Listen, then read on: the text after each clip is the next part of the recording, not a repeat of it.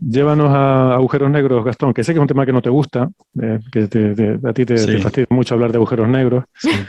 Otra vez tengo que pero hablar de esto. Sí. otra vez. Había una noticia, hubo varias en realidad, hubo algunas que no sé si todas desde el punto de vista científico eran tan importantes, pero ciertamente eran reportes de fenómenos espectaculares, ¿no? Anillos, rayos X, en torno a agujeros negros, que no vamos a hablar de eso, vamos a hablar de otro, pero un poco para recapitular estas semanas que pasaron, hubo varias noticias, por si alguno o alguna escuchó noticias en los medios sobre agujeros negros, hubo muchas espectaculares que desde el punto de vista científico quizás no eran tan importantes, pero bueno, los efectos eran extraños, ¿no? Por ejemplo, anillos que se formaban por la reflexión de rayos X en el polvo circundante en torno a un agujero negro, que daban cierto patrón extraño.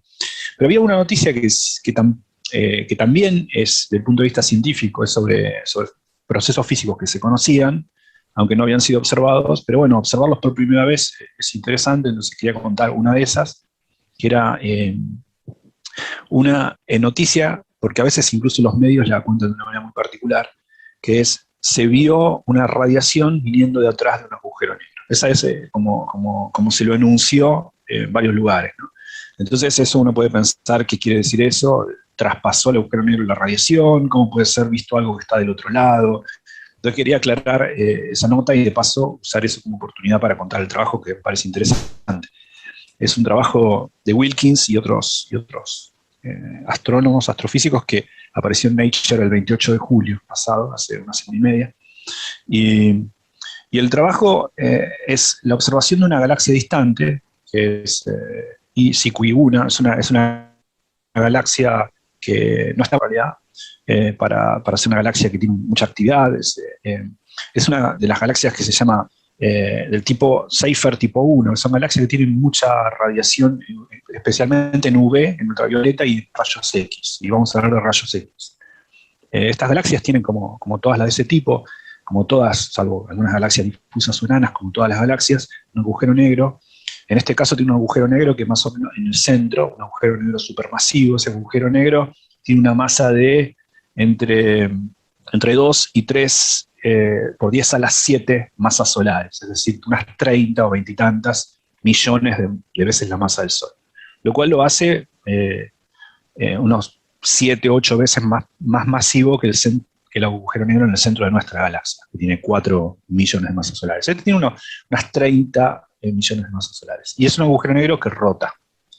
Es una galaxia que tiene un redshift para galaxias, o sea, uno está mirando acá galaxias que no están, que tienen actividad, que emiten mucho, tienen un agujero negro acretando materia, pero que no son quasars. Uno ve la galaxia, ¿no? En los quasars son galaxias, pero uno no ve la galaxia, sino que ve solamente la emisión del núcleo activo.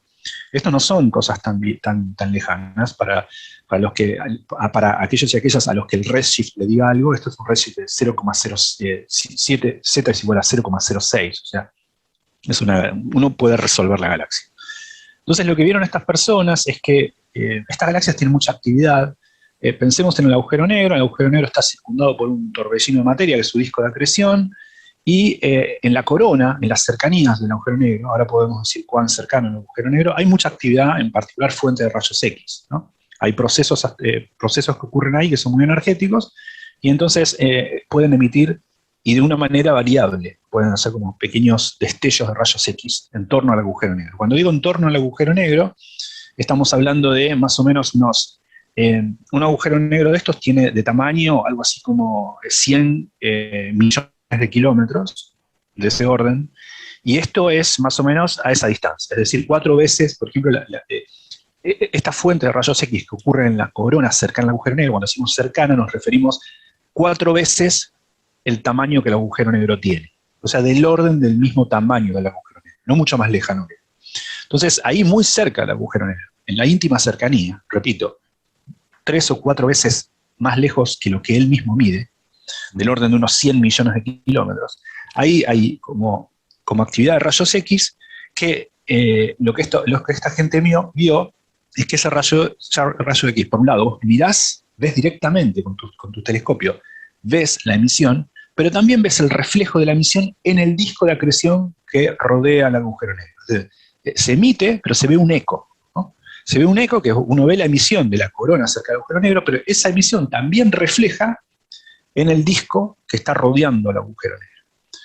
Bueno, y uno de esos reflejos, uno estudia muy bien el espectro de eso, porque después podemos hablar de qué espectro uno mira, pero lo que uno ve es que el patrón de emisión de eso es, por supuesto, la observación directa de cierta fulguración de rayos X, digamos, el reflejo en el disco, pero que uno de esos reflejos viene de la parte de atrás del agujero negro.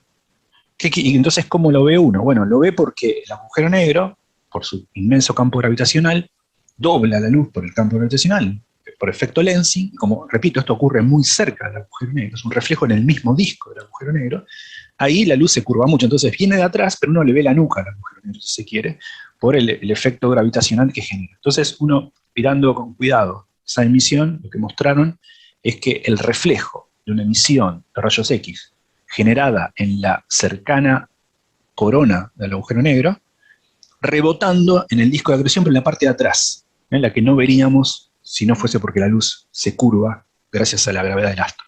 Esa es un poco la noticia que salió en Nature hace, como digo, el 28 de julio, y que habrán visto muchos por ahí, como sale emisión de atrás de un agujero negro, y vieron como a veces se las enuncia estas noticias, ¿no? Como de manera un poco fantástica, digamos. Sí, con mucho clickbait también.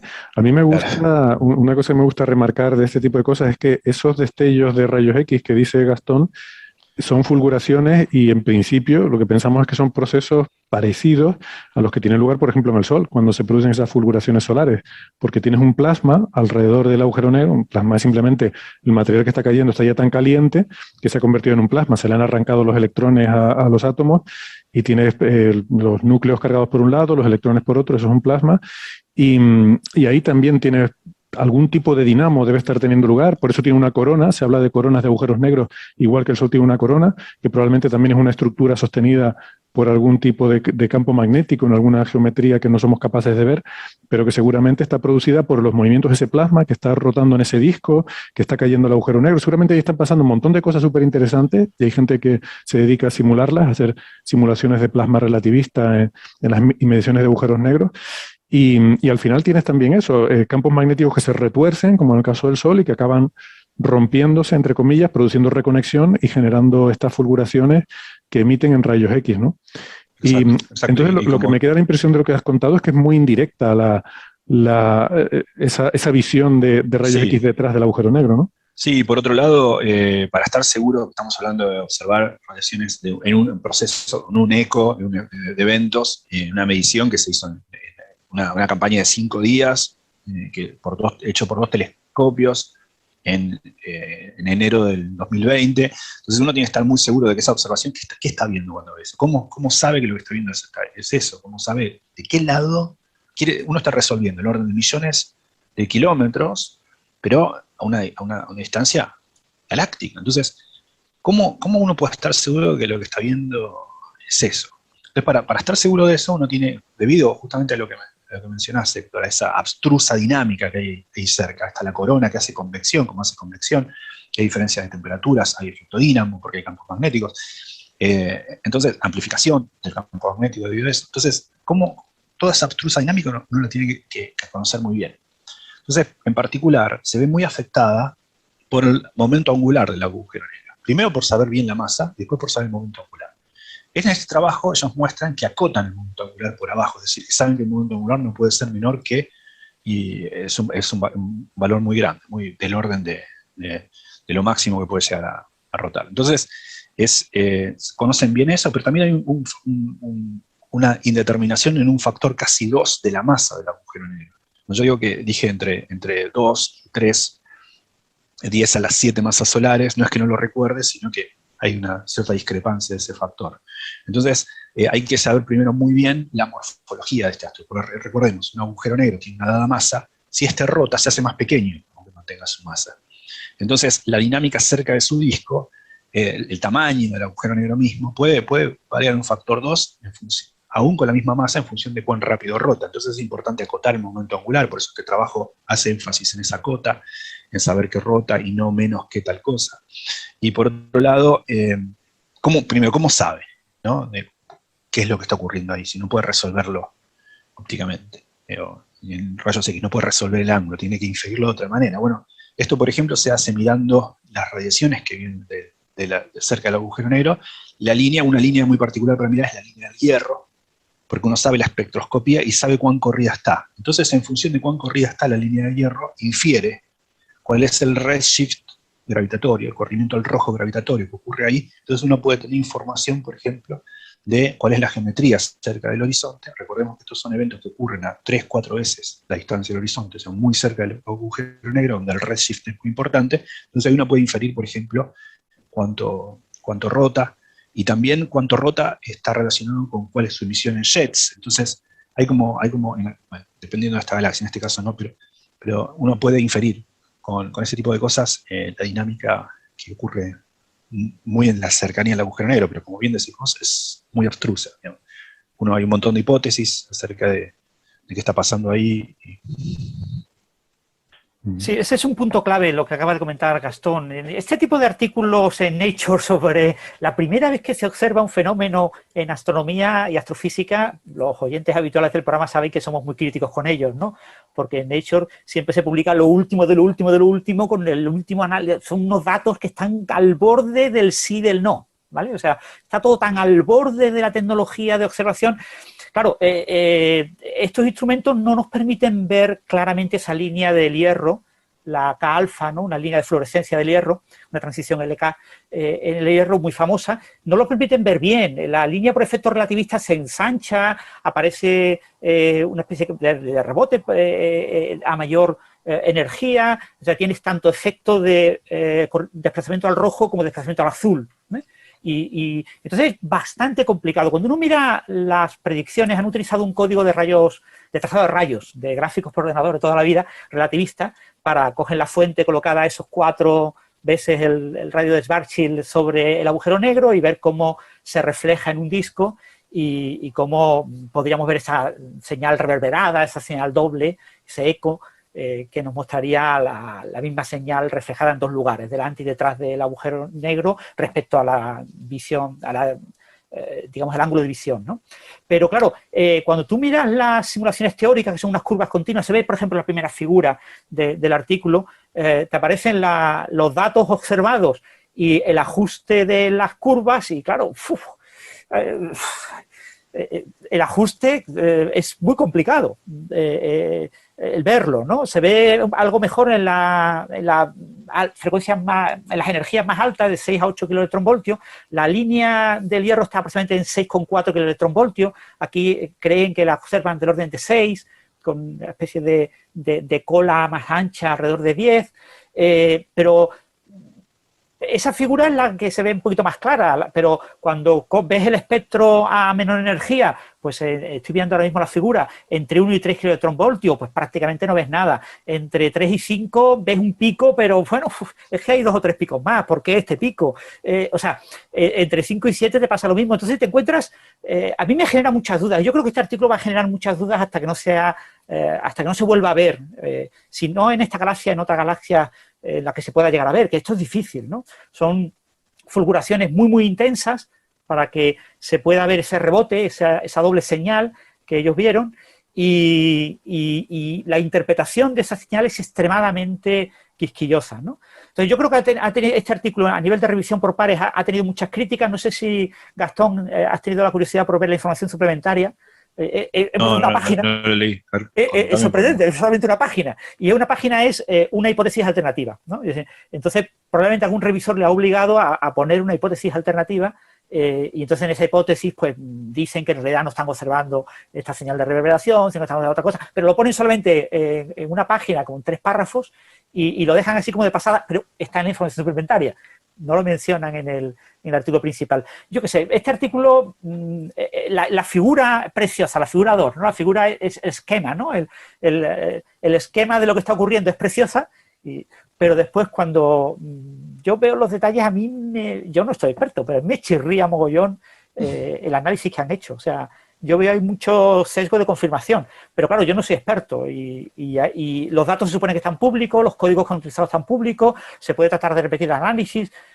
Yo no lo voy a hacer, pero a mí me genera muchas dudas De hecho, creo que son datos del telescopio XMM Newton, ¿no? Con lo cual... Y el NuSTAR también. De NuSTAR y de XMM Newton están procesados, claro, la señal que tienen no está bien factorizada en banda y ellos aplican un software que también parece que es estándar para factorizarla en diferentes bandas y tratan de interpretar la señal a partir de lo que ven en diferentes bandas. Sí, el trabajo tiene en cuenta las dos observaciones de los dos telescopios. Son datos de archivo, creo, entonces, no son datos, creo, no sé cómo es con NuSTAR, pero con el XMM Newton sí creo que los datos se publican y cualquiera puede ir luego y hacer algún análisis con datos anteriores, y creo que estos eran de esos, de archivo, ¿no? Si no recuerdo mal. Pero no sé. De todas formas lo incluyen el enlace para quien quiera repetirlo, puede hacerlo con relativa facilidad, entre comillas, ¿no? Vale. Pero digo, a mí me genera dudas porque cuando veo los ajustes a mí no me convencen nada. Entonces, claro, es el ajuste óptimo, ¿vale? O sea, hemos probado muchísimos parámetros para la altura de la fuente, para el tipo de reflectividad que tiene el disco, todo eso no lo desconocemos, eso no lo tenemos que inventar. Se han probado muchos valores y tienen un ajuste, y el ajuste es malo, pues tú dices, pues ¿cómo serán los que no están ajustados tan finos, no? Yeah. Esto lo interesante sería quizás ver la diferencia de calidad entre el ajuste que pones y los que has descartado, ¿no? Porque yo a veces he visto artículos en los que una detección te ponen el ajuste con el elemento detectado y sin el elemento detectado, y tú dices, bueno, sí, es un pelín mejor con el elemento, pero tampoco veo yo que esto sea tan claro, ¿no? Sí, a veces es un poco... Sí. Y después ellos plantean la figura clave para ellos es la figura 4, que es la figura de residuos. Se supone que eliminan el modelo teórico y observan los residuos, observan un exceso en el residuo.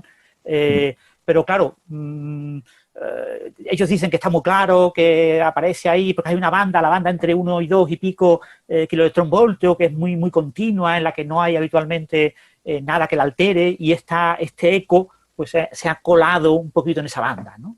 Yo qué sé, yo no soy experto, pero y supongo que será una señal súper clara y por eso se ha publicado en Nature, pero a mí no me convence que sea una observación muy, muy clara, ¿no? O sea, pero claro, es que como está al borde, de lo que pueden dar los instrumentos y de lo que podemos analizar, pues habrá que ver qué dicen futuros artículos, si lo critican o lo aceptan. Pues sí, a mí es que me gustan mucho todos estos trabajos sobre los entornos de agujeros negros, ¿no? Me encantan los agujeros negros y lo que los rodea también. Me parece que tienen que ser sitios fascinantes para visitar. No solo siempre estamos pensando en agujeros negros. Y hay que recordar que esto es un agujero negro supermasivo en el centro de la galaxia, ¿vale? Que no estamos observando realmente un agujero negro separado de la galaxia, que la galaxia tiene que influir también, ¿no? Sí. Esto, Gastón, sería la razón por la cual el hecho de ver esta nuca del agujero negro, la luz de detrás, es la razón por la cual en la representación estándar moderna de agujeros negros, la que vemos en Interstellar, que por cierto, tiene su historia esa representación porque hubo un astrónomo francés, ¿cómo se llamaba? Luminet, exactamente, Luminet, que lo había hecho a mano, calculando y poniendo puntitos a mano, muy currado. Sí, tremendo. Bueno, un día vamos a hablar de esa historia. Hizo cálculos por ordenador, dibujó la figura a mano porque a finales de los 70. Los cálculos lo hizo con ordenador. Sí, pero hizo está vivo todavía. Y aparece por ahí cada tanto. Y tiene varios libros de divulgación, uno de ellos llamado Agujeros Negros, del principio de los 80, que es muy bueno, estaba muy bien. Un día hablamos sobre él. Pero bueno, lo que quería decir es que en esa representación clásica es la razón por la que vemos el agujero negro y que hace el disco como una especie de sombrero a su alrededor, porque la parte de detrás del disco la vemos alrededor, ¿no? Exacto, es el mismo fenómeno. En este caso sería un evento reflejado ahí, en lugar de ver toda la imagen que viene por arriba, pero es exactamente eso. Sí, bueno, pero aquí no, en esa imagen famosa lo que vemos también es la luz de por debajo. La luz por debajo se curva y nos muestra esa imagen. Entonces el agujero negro es como una especie como de círculo, con una parte, no sé, como un ojo, ¿no? Claro. Por arriba y por abajo. Aquí como es un reflejo. Está reflejado en la parte de atrás respecto al observador, que yo miro, y la parte de adelante. Entonces tengo una doble señal. Tengo la señal que se refleja en la parte de adelante del disco, por la parte de arriba del disco, nada de abajo. Por la parte de arriba, que es más próxima a mí, y veo una segunda señal retrasada unos kilosegundos, debido al reflejo detrás, que se curva. Esa luz reflejada atrás tendría que irse en dirección opuesta, pero el agujero negro la curva y me la trae en dirección hacia mí. Entonces me llega más tarde porque ha recorrido una distancia más grande para llegarme a mí. Pero digo que o sea, mi pregunta era que, al igual que en la representación clásica del agujero negro, la parte de atrás del disco la vemos, que esa es luz que debería irse hacia el otro lado, y sin embargo la vemos nosotros también porque hay una parte que se dobla y llega a nuestra línea de visión, ¿no? Entiendo.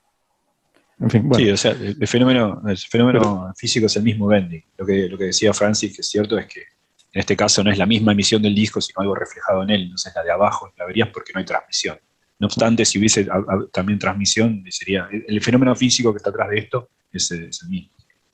A mí todo esto siempre me deja pensando que se podía haber salvado, desde mi modesto e ignorante punto de vista, se podría haber salvado la película Interstellar si el piloto hubiera tenido que pilotar la nave por el disco de acreción y hubiera tenido que ver esas protuberancias magnéticas que se formaban y explotaban dando lugar a grandes fulguraciones, y él hubiera dado una justificación a tener que ir con un piloto por esa zona, aunque aún así hubiera sido difícil, seguiría siendo difícil justificar por qué no lo hace el robot, que es mucho mejor para todo, ¿no? Yo no llegué tan lejos en la película, pero vi fragmentos. En un momento se ve el disco de acreción, ¿no?